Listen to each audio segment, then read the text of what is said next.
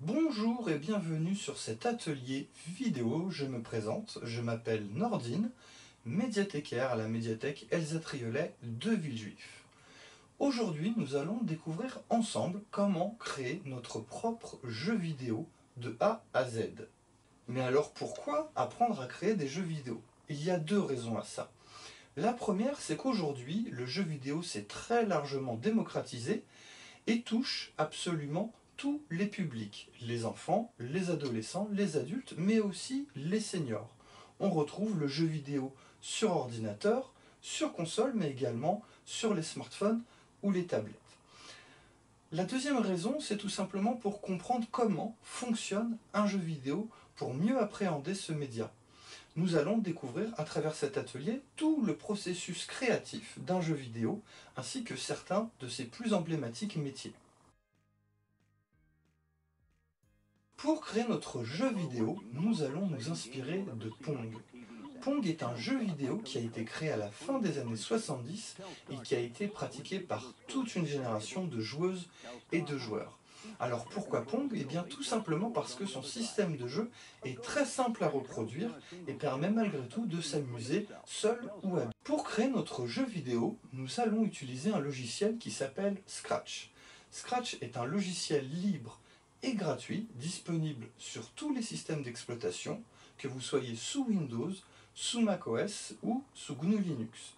Par ailleurs, c'est un logiciel qui ne nécessite pas forcément d'installation. Vous pouvez aussi utiliser librement la version web. C'est un logiciel très accessible qui permet de s'initier à la programmation et donc de créer différents petits programmes, dont des jeux vidéo.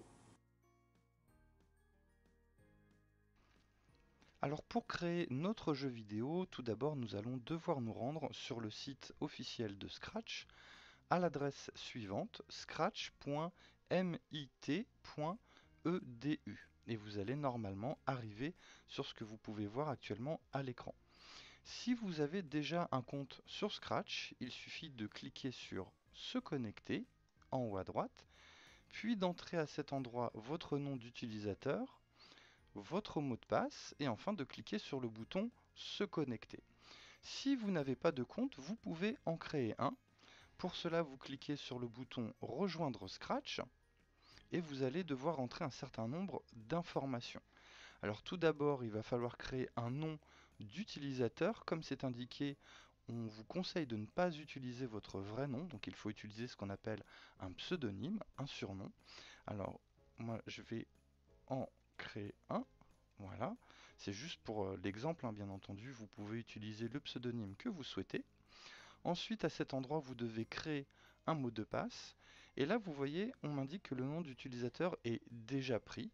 Donc, je vais juste faire une petite variation. Voilà, normalement, il est disponible. Très bien. Donc le mot de passe que vous créez, bien entendu, là aussi c'est indiqué, il faut pouvoir vous en souvenir. Alors vous pouvez éventuellement le noter sur un petit post-it, un petit carnet, mais l'idée dans tous les cas de figure, c'est de ne pas le communiquer à d'autres personnes. Donc moi je vais créer un mot de passe, là aussi c'est juste pour l'exemple. Et ensuite vous cliquez sous la case située juste en dessous pour confirmer ce mot de passe et vous cliquez sur le bouton suivant. À l'étape suivante, il va vous demander d'indiquer votre pays. Alors pourquoi? Bien tout simplement parce que Scratch est disponible dans beaucoup de langues différentes et donc par définition, a priori, si vous choisissez la France, vous allez avoir l'interface de Scratch en français. Donc je clique sur France, je fais suivant. Ensuite, il me demande ma date de naissance, ou plus précisément le mois et l'année de naissance. Là aussi, en fonction de votre âge, vous pourrez avoir accès à certains types de contenus. Donc là, je vais donner euh, une date de naissance totalement fictive. Voilà, je clique à nouveau sur suivant. Ensuite, il me demande de choisir mon genre. Vous n'êtes absolument pas obligé d'indiquer le genre. Vous pouvez très bien cliquer sur je préfère ne pas le dire. Voilà, vous faites suivant. Et enfin, vous devez rentrer une adresse mail.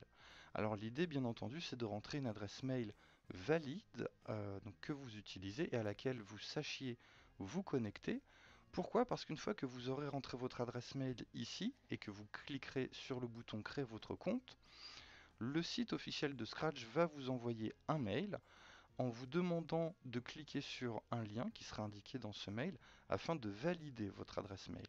Et c'est uniquement une fois que cette adresse mail sera validée que vous pourrez enfin vous connecter au site de Scratch. Maintenant que vous êtes connecté au site de Scratch, vous pouvez remarquer en haut à droite que vous retrouvez votre pseudonyme. Me concernant, bien entendu, j'utilise ce pseudonyme, mais vous voyez le vôtre. Alors pour créer un nouveau jeu vidéo, nous allons d'abord devoir créer un nouveau projet. Pour cela, nous allons cliquer sur notre pseudonyme, puis nous allons cliquer ici sur Mes projets. Une fois que nous avons cliqué sur Mes projets, nous avons accès à ce bouton Nouveau projet. Il va falloir donc patienter quelques petits instants, et ce qui va vous permettre donc d'accéder au logiciel de Scratch.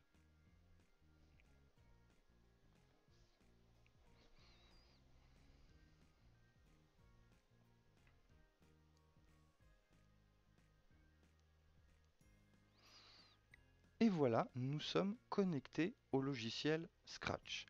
Alors je vais vous présenter rapidement l'interface de ce logiciel que nous allons approfondir un peu plus loin dans cette vidéo. Tout d'abord, nous avons la fenêtre à cet endroit où on voit un petit chat, c'est tout simplement la fenêtre d'aperçu de votre jeu. C'est à cet endroit que vous pourrez voir à quoi votre jeu ressemble et vous pourrez même le tester en direct. Juste en dessous, nous avons une autre fenêtre. C'est à cet endroit que vont se placer les objets ou ce qu'on appelle plus communément les sprites. Les sprites, ce sont tout simplement l'ensemble des éléments animés dans un jeu vidéo. Donc les personnages, mais éventuellement les ennemis, les bonus, ce genre de choses. Juste à droite, de manière assez discrète, nous avons la scène. La scène, c'est à cet endroit que nous allons placer les décors de notre jeu vidéo. Sur la gauche, à cet endroit, nous avons le code. Le code, c'est le programme qui va constituer le cœur de notre jeu vidéo. Ce code, dans Scratch, est organisé à la fois par catégorie, donc par exemple mouvement, apparence, son, mais également par couleur. À chaque fois que nous cliquons sur une catégorie, je vais par exemple ici cliquer sur apparence, j'accède à différentes briques qui correspondent à cette catégorie. Et enfin, au centre, pour le moment la fenêtre est vide, mais c'est ici que nous placerons l'ensemble des briques que nous utiliserons pour réaliser notre jeu vidéo.